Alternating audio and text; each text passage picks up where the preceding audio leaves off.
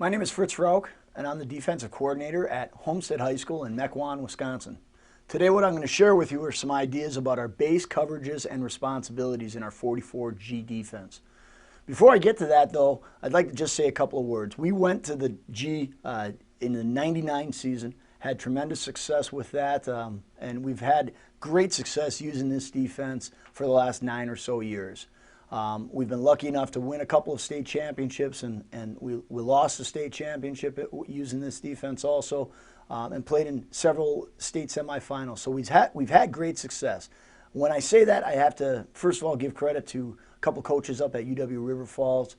Coach Tom Janelle and Kevin Bullis shared a ton of their ideas about this defense with us, and that made it really a much easier transition when we were switching over to the G. Having said that, I'm going to share some ideas about our base coverages and responsibilities.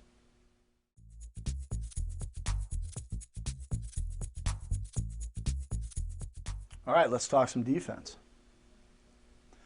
We're going to start by showing you and reviewing in some ways our base front. I want to just make sure that everybody understands how we set our defense. Our defense is a base 44. And what we want to do is we want to make sure that we have accountability for 8 gaps with 8 men. We're going to set in our base front, we're going to use a 7 on the strong side as we declare our run strength, a 7 and a 3 on the strong side. Our Mike backer will both declare strength and then always go to the strong side. So the Mike and the tackle and the stud will always travel together. We do not flop our defensive line, so those players have to know both positions.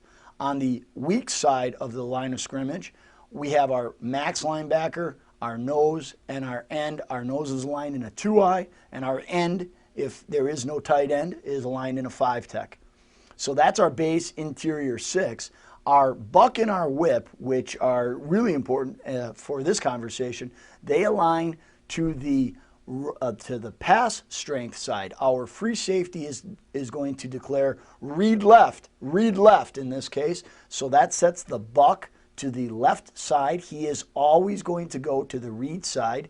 The whip will go to the away side or away from buck. The buck linebacker needs to be a little heavier player because of run responsibilities into the run strength of the field, which will typically marry up with that pass strength.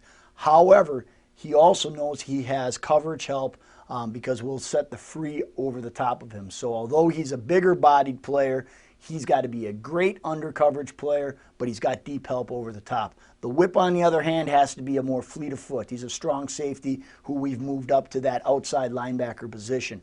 He has to be able to play not only strong at the point of run attack, but he also has to be able to play in multiple different ways in coverage that have a lot of responsibilities. So let's get into the coverages.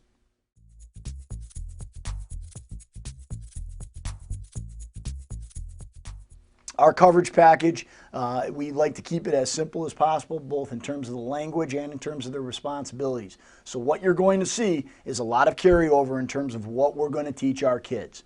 Our base coverage is cover 1, and this is really a robber coverage. We're going to set our corners man-to-man with number 1 to either side. Very typically in our scheme, we will put our best cornerback to the away side of the field, knowing that he is going to be isolated more often than not, whether we're in cover 1, cover 3,